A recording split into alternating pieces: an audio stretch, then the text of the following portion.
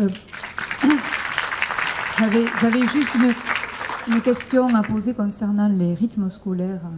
Enfin, pas une question, mais enfin, pas une anecdote. Je suis institutrice et directrice d'école à Carcassonne.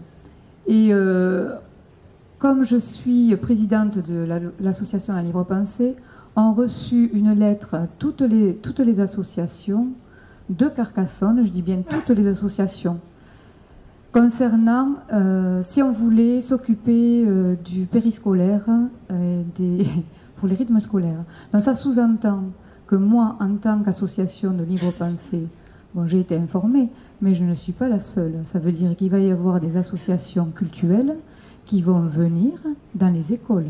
C'est ce qui m'inquiète. Enfin, voilà. Donc il faut être très vigilant là-dessus.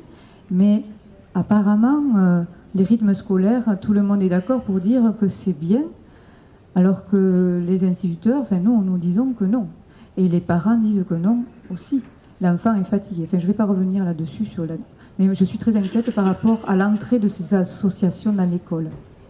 Merci de votre intervention, madame, parce qu'elle éclaire d'un point encore complémentaire ce que j'ai essayé de dire tout à l'heure, à savoir que, et ça a été dit aussi par une autre intervention très claire, l'État se dessaisit de ses missions sociales, soit sur des associations qui sont méritoires dans la vie associative, c'est-à-dire que ce que l'État devrait assumer, il s'en décharge sur la société civile.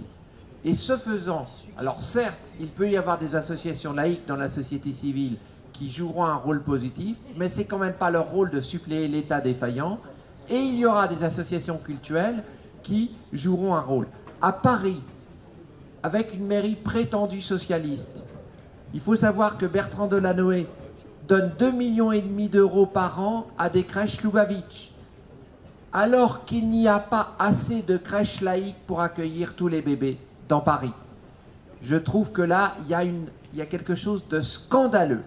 On détourne l'argent des contribuables parisiens pour financer des associations cultuelles.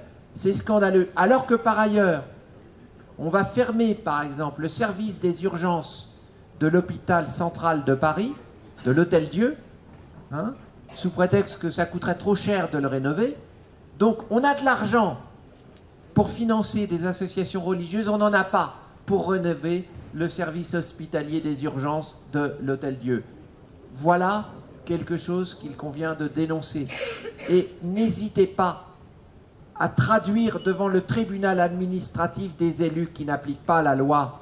Il faut rappeler ces élus à leur rôle, à leur devoir. Ce sont des professionnels de la politique. Ils ne peuvent pas se targuer de l'ignorance de la loi.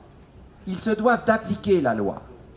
D'ailleurs, les élus du Limousin, conseil général, conseils régionaux, municipalités, qui détournaient l'argent public pour financer des ostensions religieuses, ont été condamnés par le tribunal administratif de Limoges et en appel par le tribunal de Bordeaux. Ce qui veut dire qu'il y a des actions qui peuvent payer.